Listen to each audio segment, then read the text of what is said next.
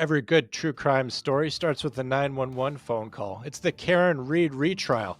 Jen McCabe took to the stand to talk about her Google search, How Long to Die in the Cold. If Jen McCabe knew that John O'Keefe had been dead for hours, does she leave any clues in the 911 call? How long have you been outside? A couple of hours. Defense attorney takes her apart on the stand. Was she spending time with family in shock and grief, or was she building a story to frame Karen Reed? John's hypothermia, the taillight evidence, all that and what it means for your weekend on the Comm Center.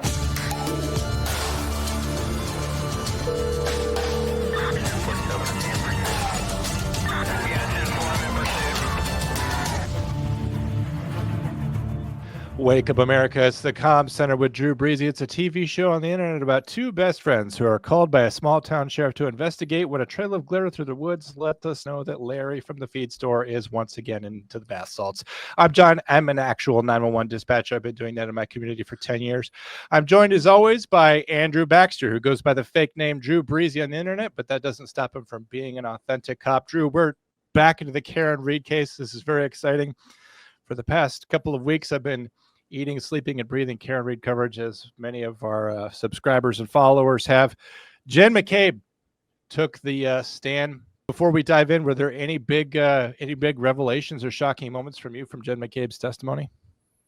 Yeah, I think we discussed it, and we're about to discuss it even further. I mean, I think that she was led down a trail very perfectly and surgically by Alan Jackson. But listen, this is what I'll say. Like, you know, people claim that we're biased to one side or biased to the other. Like, I have no idea what's going on. I don't either. Like, I have no.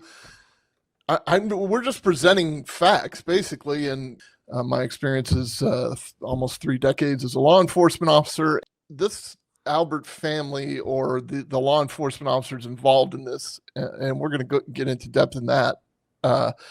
They seem to have made this into the conspiracy that everybody is exploiting, not necessarily exploiting.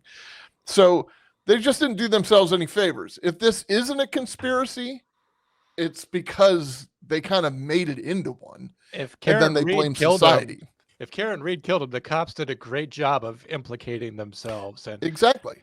Karen Reed recently, when asked, we'll kind of get into this as we start, but she said that Jen McCabe's not necessarily the mastermind, but maybe she's a quarterback. Jennifer McCabe, if you don't know who she is, she's the one who did the infamous Google search, How Long to Die in the Cold, which was supposed to be How Long to Die in the Cold.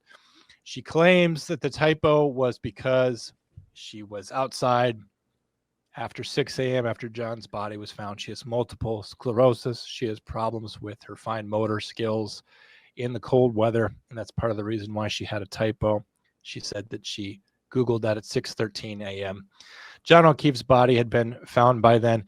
Telematics data and digital forensics showed that the search actually occurred at 2:27 a.m., or it's a point of contention anyway, before his body was found, which would imply that Jennifer McCabe knew that he was outside in the snow, possibly dying in the cold weather. That Google search for How Long to Die in Cold points a very uncomfortable finger right toward you, correct? I never did that search at 2:27. Inconsistencies pretty much impeached all of her credibility. Or, Drew, what do you think? Trauma-related stress? Well, it could be trauma-related stress, but there's also, this is exactly what I'm talking about with the conspiracy part. Like, you know, if you watch too much Goodfellas growing up or Sopranos, you keep your mouth shut and you never rat on your friends. And you know, they're cops. Like they kind of know how to navigate this stuff. The cop's wife may not know how to navigate the stuff, and she's just like, I don't think I called anybody. Not even thinking that they're going to check to see who she called. And maybe she could have just said, well, I called my brother-in-law, first of all, or she could have said, go F yourself. I'm not going to tell you who I called. I don't need to tell you who I called. Like, there was a myriad of things she could have said, but by saying, I don't think I called anybody. I don't remember calling anybody. That's what makes everything look so bad. That's what makes everything look so suspicious. So if there isn't a conspiracy, they certainly made one out of it. And then, you know, true to the other side, to the defenses along those same lines, like if she didn't hit them with the vehicle, there's no need to like throw shade on this entire family either. You know, you could probably prove your case in a separate way, but it would seem that the state, or the Commonwealth rather, has enough information that they're like confident that they can get a conviction because they're willing to retry this again. And the defense is confident enough that they have enough that there was actually corruption and a cover-up. So this is going to be a very important decision for 12, you know, men and women. Like this is like American justice on trial. What doesn't help is that she called Brian Albert, who appears to be the mastermind of it all. And if a member of the Albert family is actually someone who's responsible for John O'Keefe's death, and they're setting up Karen Reed as sort of a patsy, this definitely propagates that story. Let's keep going. You also left out that you contacted Brian Albert himself, correct? Yes, my brother-in-law. I didn't lie to them. I had forgotten who I had called. And all of a sudden you had an epiphany right after they walked out the door? Yes. She didn't remember that she had called her brother-in-law, like I said, Brian Albert, the supposed kingpin or godfather, until after they left. But this isn't the first time that she had memory problems until the police walked away. She didn't remember that Karen Reed said, "I hit him," until the police left the scene and she was inside the Albert residence. But then she would forget all again before she was in front of the grand jury. In your entire grand jury testimony, you never said, my client said the words, "I hit him." 12 separate times you were asked to repeat words that my client said, and you recounted those words truthfully and honestly at that time, correct? Correct. Because you were under the same oath that you're under today. Correct. And things were much fresher in your mind then than they are now, 3.5 years later. Okay, John, for just a second here. I want to say something about interviews and interrogations and this part of it.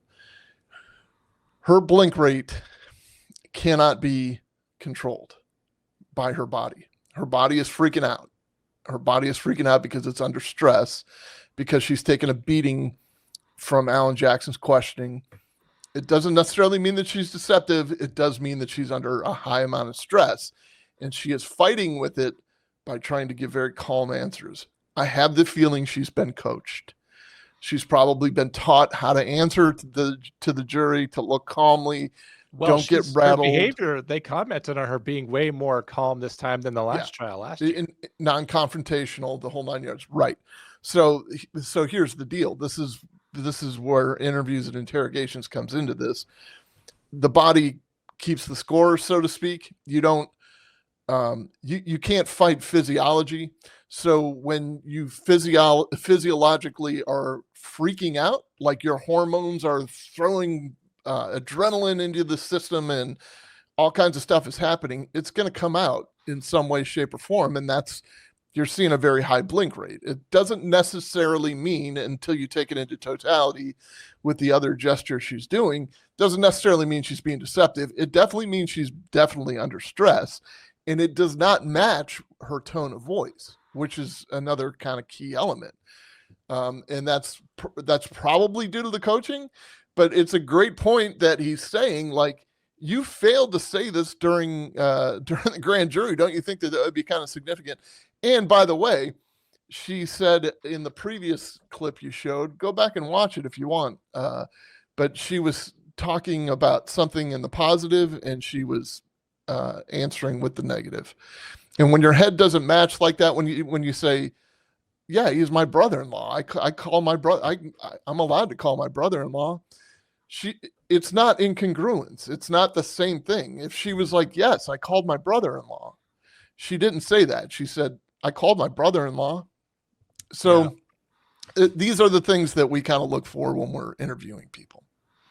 It could be that she's withholding something, Drew, as she did from the grand jury. That grand jury, you also left out the fact that you contacted your sister, correct?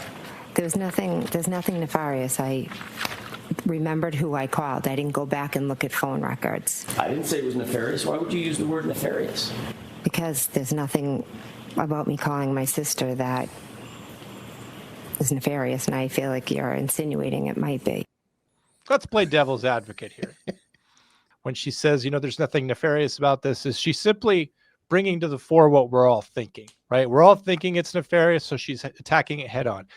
You're kind of implying that what I'm doing is nefarious, but it was just me talking to my family. Is she clearing up what everyone's thinking, Drew? No.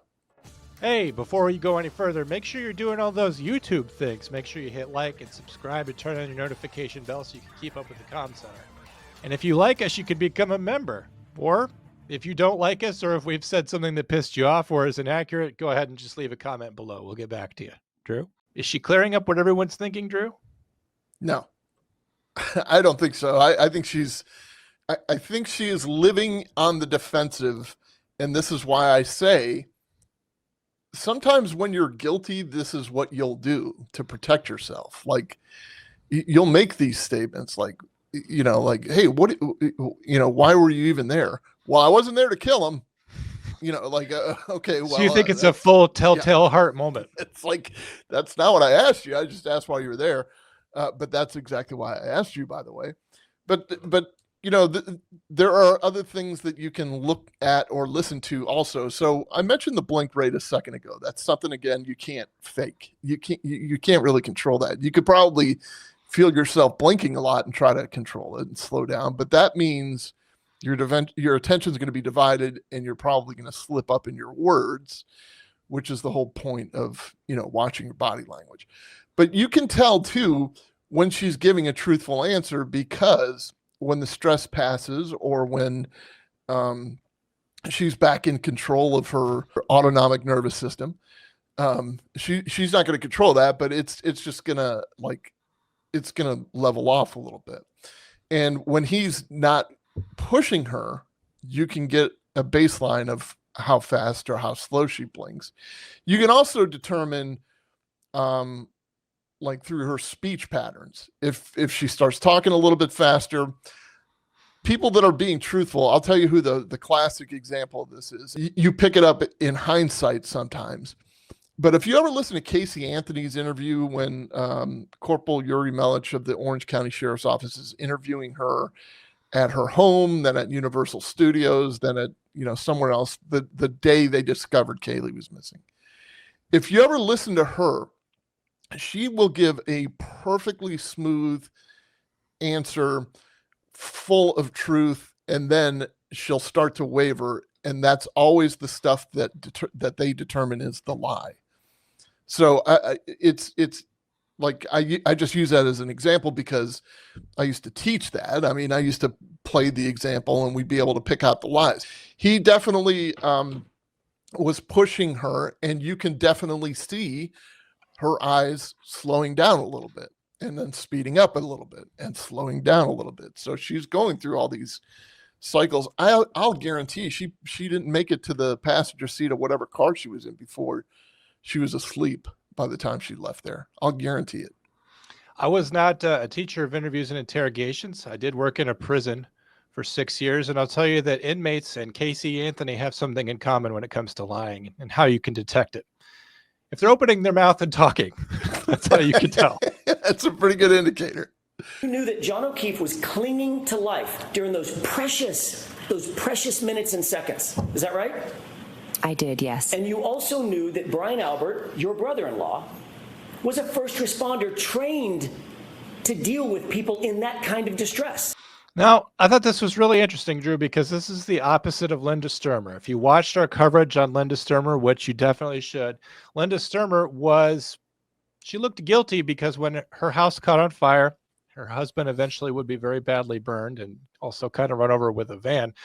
She was kind of made to look guilty because she went for help and didn't dial 911.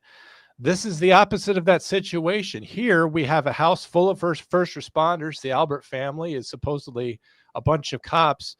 And now Jen's being made to look suspicious because she didn't run up to the house and bang on the door and ask for someone inside who knew CPR. She only dialed 911.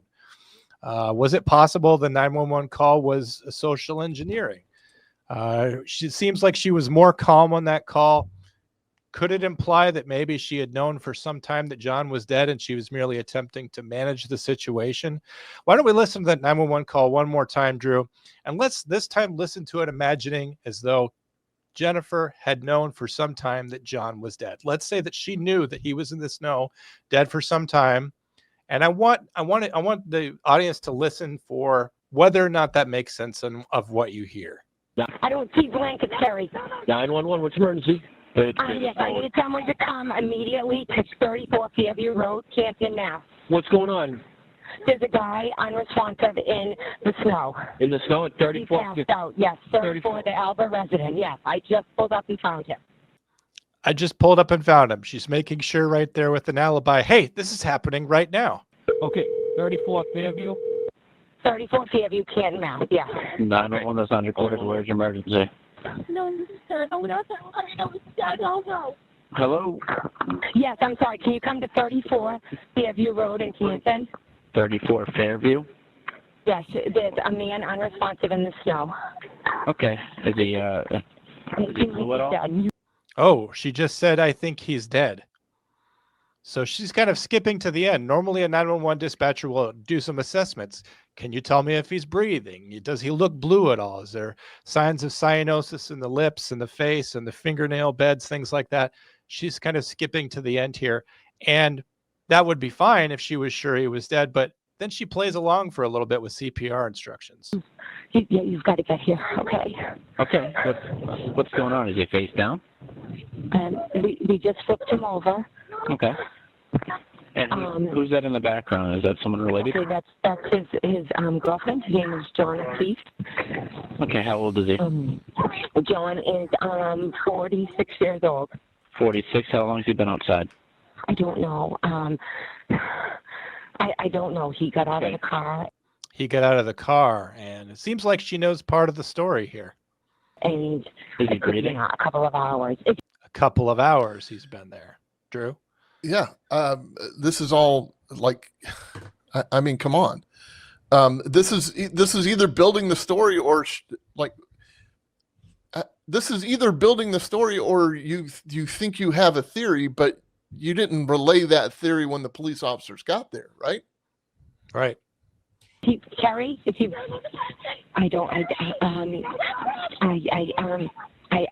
don't know if he's breathing. There are two women trying to it's in his body heat and they're hysterical. Okay, can you just try to ask him? I know it's tough, but we already have the fire department going. They just got to know if he's breathing.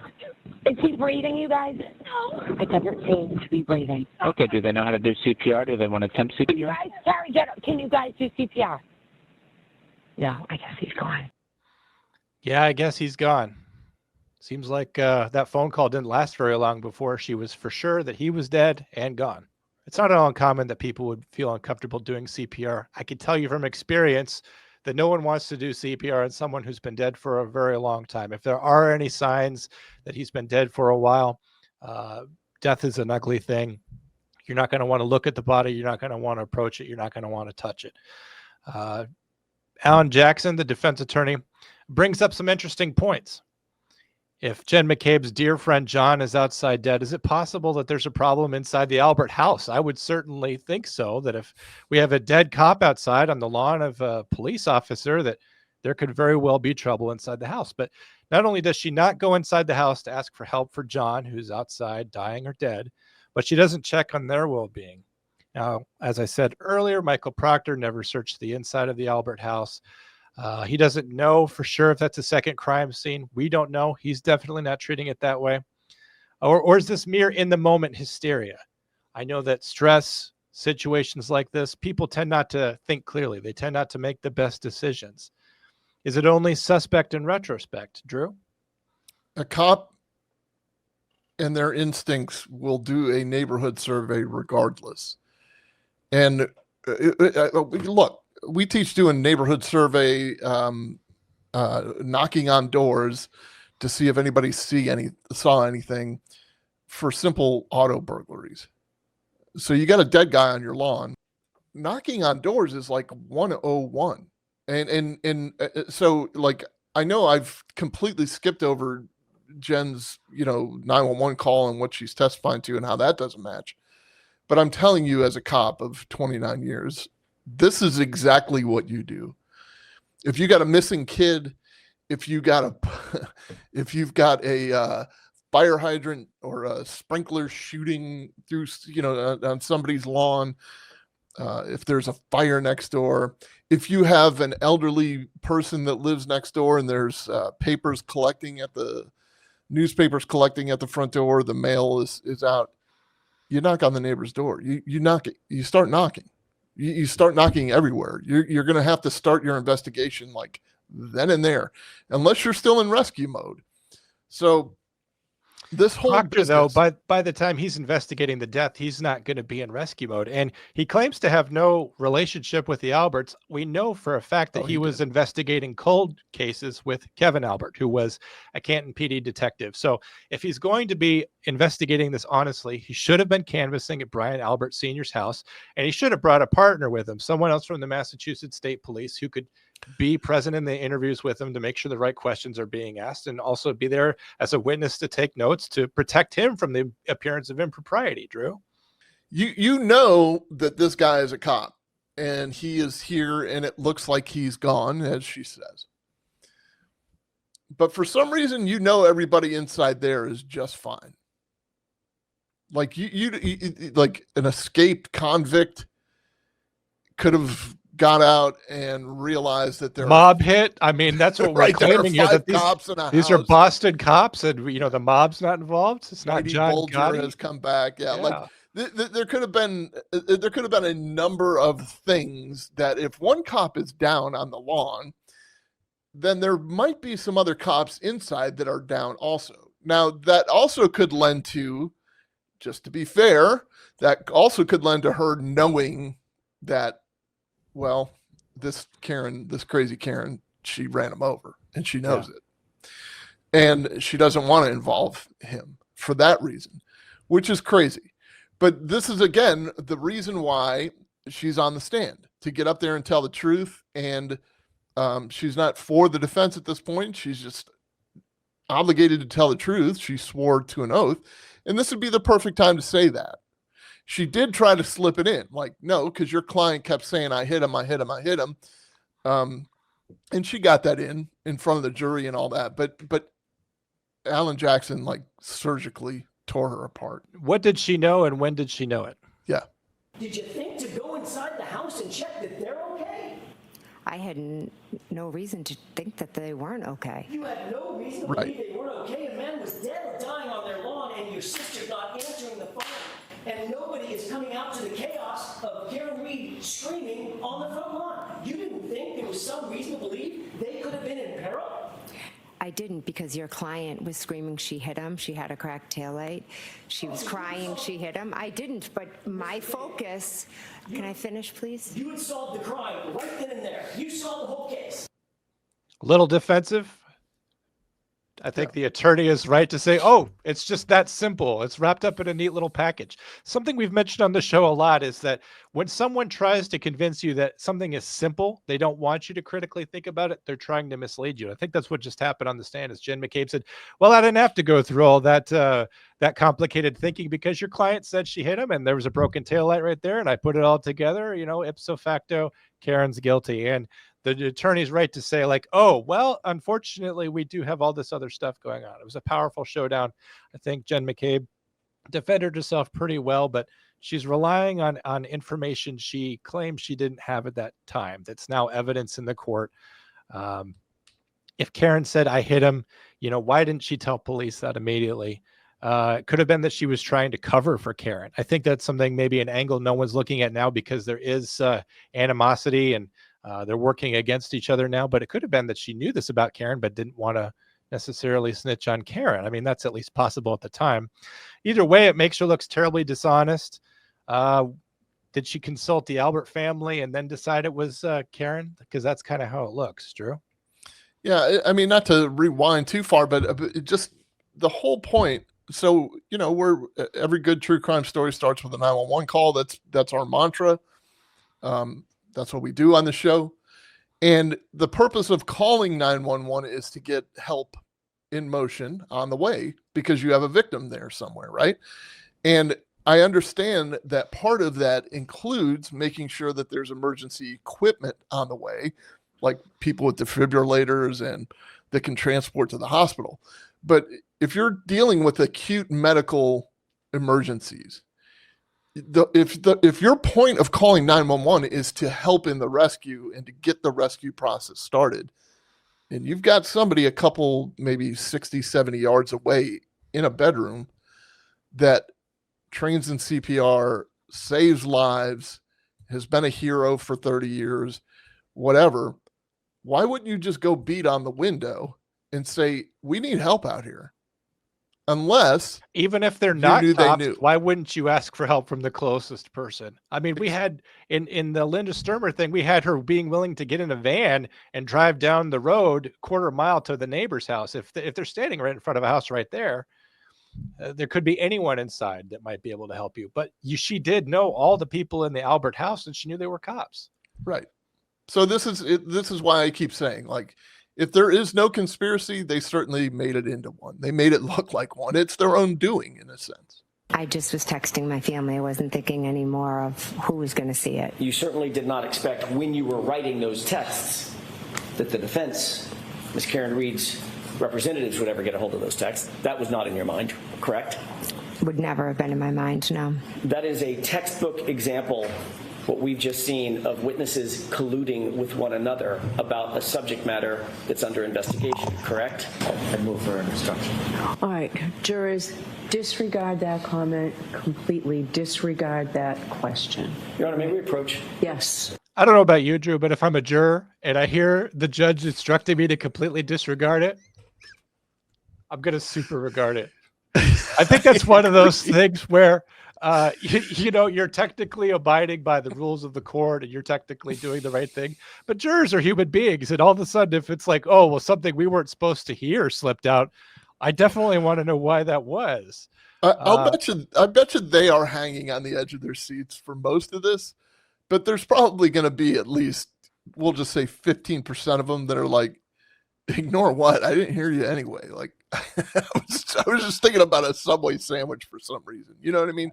That's how the human mind works. She was on the stand for a long time, days on end. So I imagine that happened probably at some point. But now we've got the word collusion, which is actually, just since, in recent presidential elections, is kind of a hot button word. It's a word that makes you pay attention. We also had the word nefarious already dropped. So I think even in this line of questioning, which is going to be completely disregarded by the jury, I think that the defense attorney is doing a great job of painting this family interaction as everyone getting their story straight. And in fact, the jury might feel some sympathy for her with him leaning on her so hard. But I think the thing that might be pushing it too far, Drew, is that he kind of implies that the Albert family and friends should not have been talking at all with each other about the case. Now, when you've investigated a crime, I know that you didn't do homicide, but when it involved family members, was it typical for you to tell family members not to discuss the case with each other?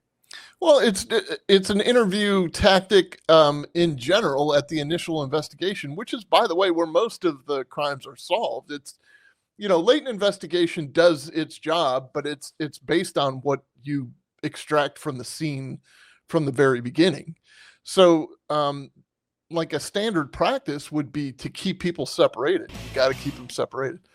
Like, just keep people separated so that they don't contaminate one another's story. That's the whole point. You can't necessarily prevent people from doing that. If you suspect them of something, well, that's a different story. Now you have like a different level of contact with them, or maybe you're even up to an investigative detention or whatever. Or if there's an officer safety factor, like, hey, I don't want you calling in that house because I don't know who's in there loading up rifles right now or whatever. So you generally try to keep people separated, but you can't control what happens in the days, weeks, and months after.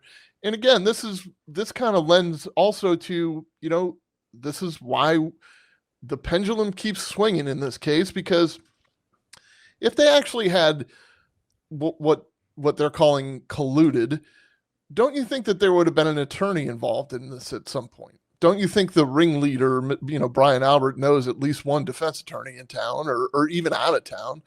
or union rep or whatever. I think he would be called a consigliere, wouldn't he? A consigliere to call and say, hey, look, this is what happened. Like, we have no idea how this guy ended up on our lawn. He was supposed to be in our house partying with us, but this shit looks really, really bad, and we are trying to distance ourselves as far as we can. Like, you would let an attorney kind of guide you through that. We don't know that there isn't, though. We don't know that the Alberts don't have one. I mean, for sure, Brian Albert and Brian Higgins, they've both met a standard by the court where the defense can present them as alternate suspects for this murder. The judge has ruled that they both have enough, that there's possibly enough evidence there that the defense can possibly try to implicate them in this murder. So I think it's possible that Brian Albert, Brian Higgins, and even Jen McCabe have their own attorneys. But since they're not on trial here, they're not playing a more public role. Let's see what Jen McCabe has to say about her family. You're not a professional investigator, correct? I'm not, no. You're not a trained investigator. No. You're certainly not a homicide detective, correct? No. None of you witnesses were ever separated, were you, that morning? There was no reason to separate us. I'm not asking you if there was a reason, okay? I'm asking you whether or It's not not your business. actually anybody was separated in that house. Or was everybody allowed to talk amongst themselves? I was with my family. We didn't need to be allowed. She makes a good point that family doesn't need permission from the state, and they actually can't be ordered by the government not to associate with each other. She's asserting that this is how a family comes together to deal with shock and grief. Normal people don't deal with death like, well, how will a jury look at this later? All the members of the family coming together. I think it's normal for a family to come together and talk. But let me ask you this, Drew. Would a family in grief work on a timeline of events with each other? No. Jen McCabe she says that she, Carrie Roberts, and others constructed one. Let's listen. And you compared and contrasted those with each other to create that timeline, correct? No, we didn't compare and contrast. I said she called me, she said this, then Carrie, and someone was writing it down for us. That would be your sister, who? It was my sister, yes. Which sister? My sister Denise What's your last name? Galvin. She here? She is here, yes. Where is she? She's sitting over there. So she witnessed this timeline being prepared, correct? She wrote the timeline, yes. So this has all the emotional heftiness of finding out the identity of the guy on the grassy knoll. This further extends the conspiracy to say, well, even my other sister, who you've not even heard of at this point, Denise Galvin, propagates this idea that there was a family-wide cover-up for what happened to John O'Keefe. But would they even do this for Brian Higgins, this guy who's kind of a friend of the family and this love interest for Karen Reed? I don't think so, but they might do it for Brian Albert Sr. They might do it either for him or at his direction. Jackson's style of defense is really more of a counter prosecution. You could see that he's really trying to set up this whole family time really is collusion. And I think he's doing his best to put McCabe, Higgins, and the Alberts on trial here in general. And the thing is, Drew, he doesn't even have to convict them to win. What do you think about that? But that's where people get confused, that this is a Crips versus Blood, that you don't, that she has to prove that they're guilty to prove that she's innocent, and the state has to prove that she's guilty to prove that the Alberts are innocent. No. And that's not the case at all. The case is, just like with Hannah Payne, just like with Linda Sturmer, with any other defendant, when you go into that courtroom, you have the advantage as the defendant because you are innocent until proven guilty. And that's all that they're trying to determine in this trial. They're not trying to determine how he died or when he died. The state just has the burden of proving she, Karen Reed, is responsible for the death. That's it. And they have to prove how. And, you have to be very specific with motive. You have to determine intent to determine the levels. You have to gather, you have to present your evidence. This is a classic trial, but this isn't like about trying to figure out, this isn't a whodunit. We're not at a whodunit yet. We are at we're pretty sure she did it, and we're going to put her on trial, and we'll bet 12 jurors are going to agree with us. It's funny you mentioned a bet because Karen Reed herself seems very confident. She's been talking to the media. Let's listen. What do you think today, Karen? Another witness, another instance of perjury, or instances, I'd say. How do you feel about her change in demeanor? change in demeanor? I didn't notice. From the last trial. I did not notice. How did you feel about Karen, prom? Did you tell Jen to make that Google search that morning at 6:23? I did not tell Jen to make a Google search. I certainly didn't tell her to make the one at 2:27 either. What stood out to you most today? We know all the details. We know all the changes in statements. It's just what will her reaction be, and it's just more of the same. Inconsistencies. Every statement's different. Under oath, not under oath. With the cops are all wrong.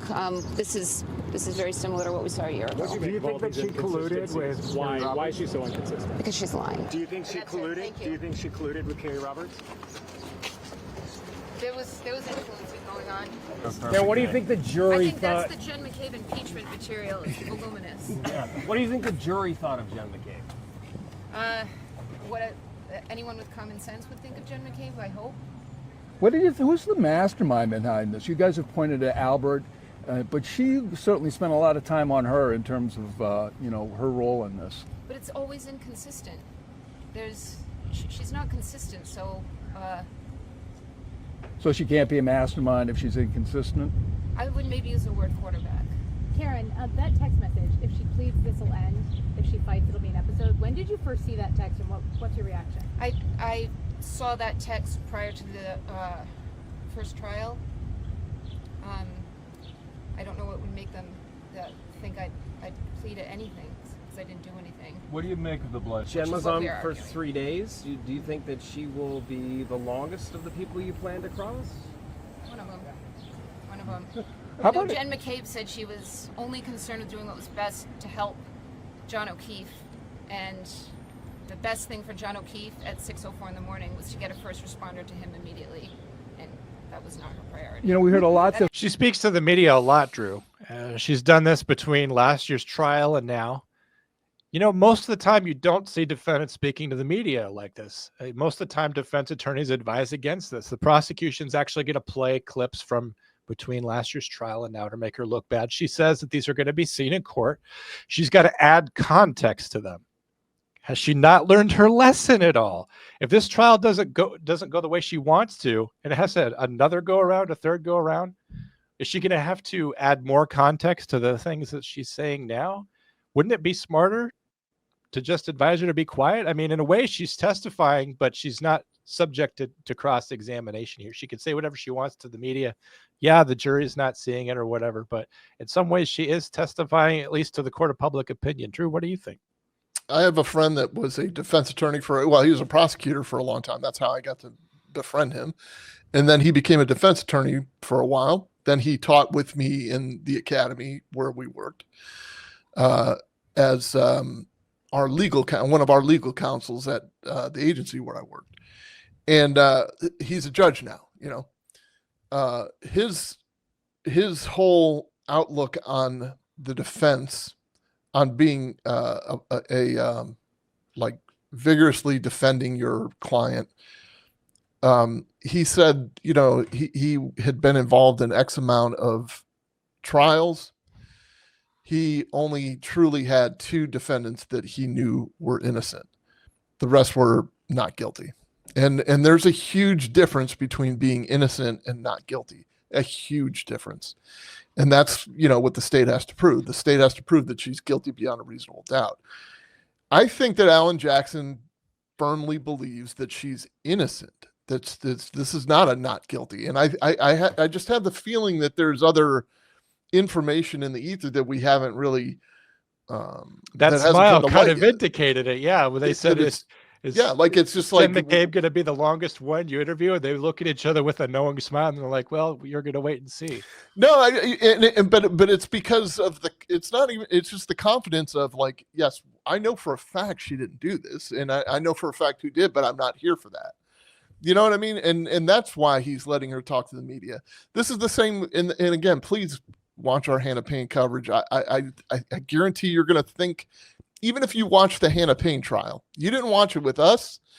You're going to think at the beginning, this is how things are and this is how things go. And even John and I argued about this. And then by the end of the trial, I remember being able to change your mind. And by the end of the trial, we had different opinions. We definitely had different opinions of, like, at the beginning I was just kind of like, and at the end I was like, oh, no way. There's no way she did this. So things happen like this. And in similar fashion, Hannah Payne's attorney put her on the stand. That just doesn't happen. I doubt very seriously that they're going to put Karen Reed on the stand. I just don't think it's going to happen. But I think that they are confident in what they have.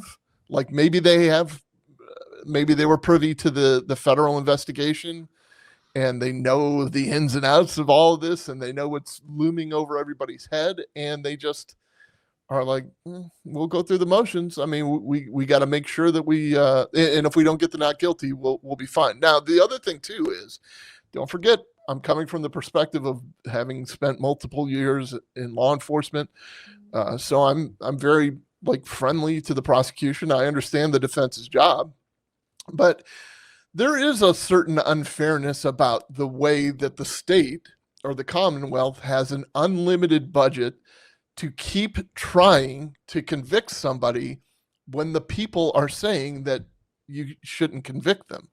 So even if it's multiple hung juries, the state can just keep going and going and going and run you dry of defense money. Like eventually Alan Jackson's going to be doing this for, he's going to be paying her.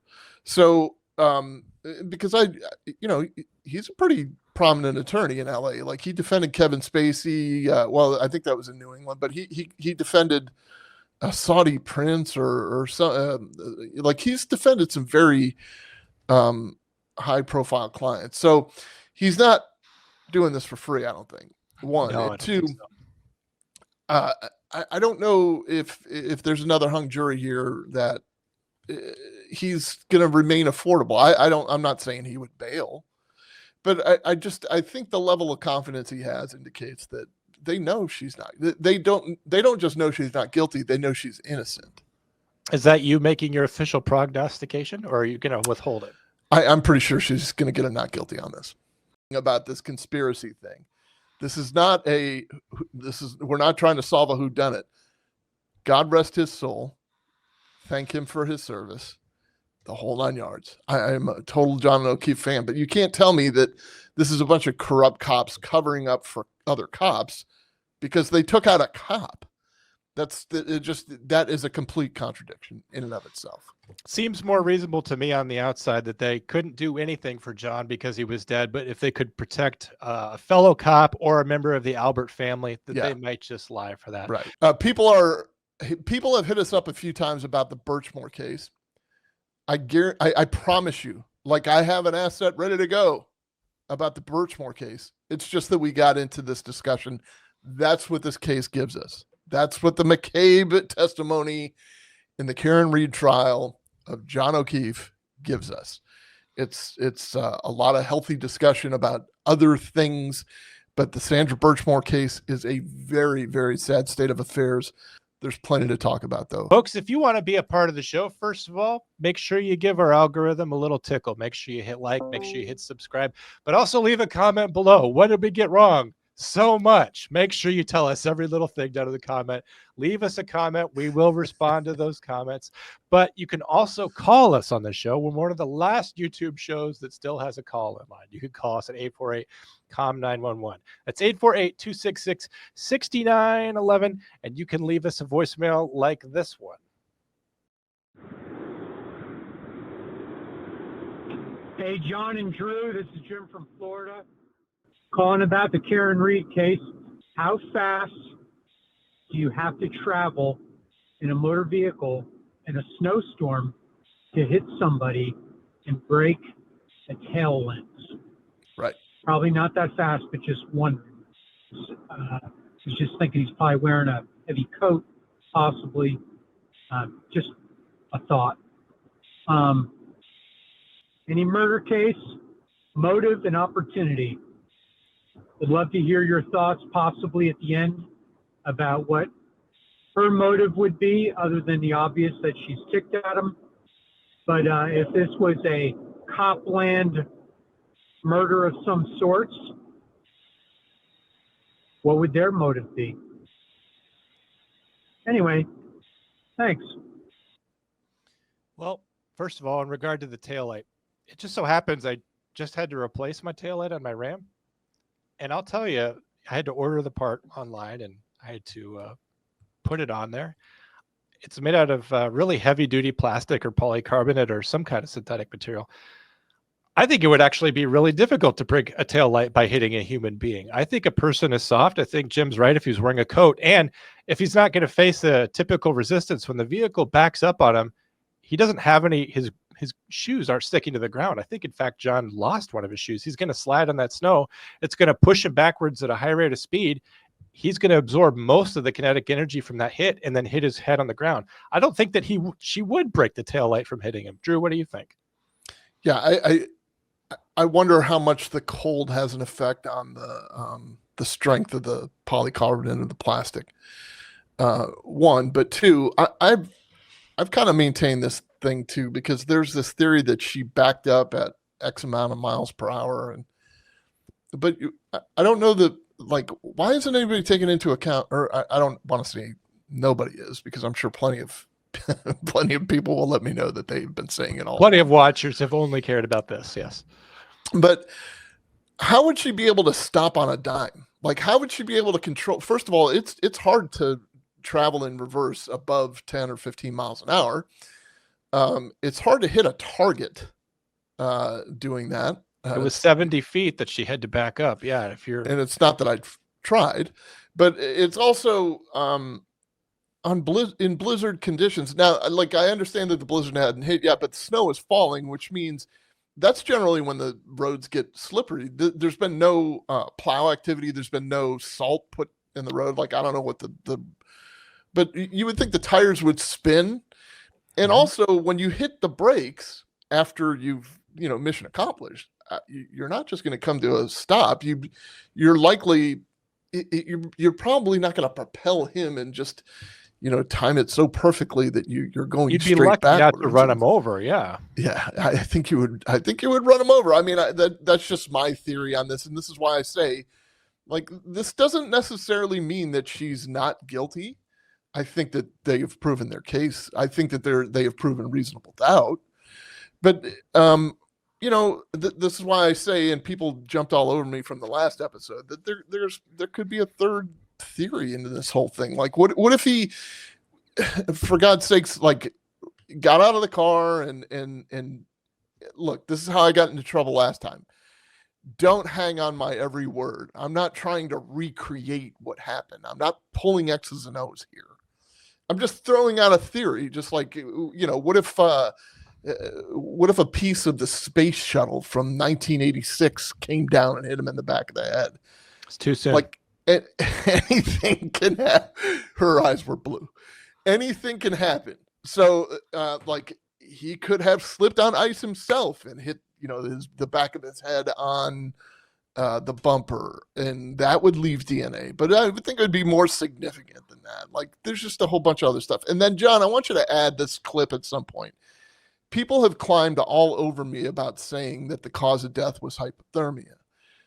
I say that only because in the first trial, the forensic pathologist, who didn't know there was a conspiracy abound at that point, said that the cause of death was blunt force trauma to the back of his head and hypothermia.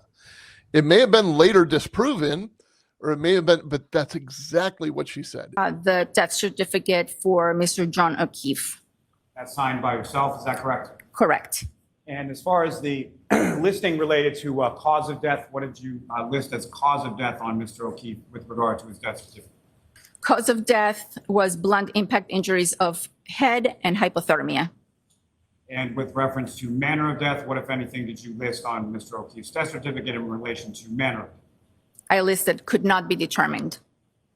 And as far as that listing for could not be determined, if you could explain to the jury why it was that you have that listed as a manner of death with relation to Mr. O'Keefe.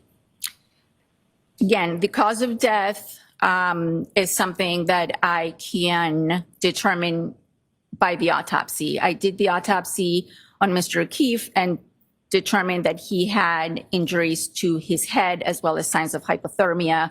So the combination of those two was the cause of death. The manner of death has to do with the circumstances under which Mr. O'Keefe sustained those injuries. And I did not have enough information to be able to determine whether those injuries were accidental or not. And so my manner of death was undetermined or could not be determined. The manner of death was undetermined, but the cause of death was that blunt force trauma to the back of his head and hypothermia. Don't at me. It just because, like, and both sides, by the way, have proven, have done everything they can to prove that he didn't die of hypothermia. It's the weirdest thing. It's like we can all agree on this, except for that, medically trained forensic pathologist who went to medical school for 8 years and made a determination based on some activity in the gallbladder or something like that. Just, like she was making it up because she knew there'd be a conspiracy down the road. How come no one inside the Albert house texted John saying, "Where are you?" All right, guys, if any of this confused you, make sure you catch up our last episode that aired that went through the entire first trial. You can see it right here. You can watch that episode or Linda Sturmer stuff. We've had great episodes recently. Make sure you're watching everything in the Comm Center. Hit like, hit subscribe. Make sure you're watching our old videos. We appreciate it. Drew, it's been fun. It's been a blast. Look, just as a little preview. You don't have time.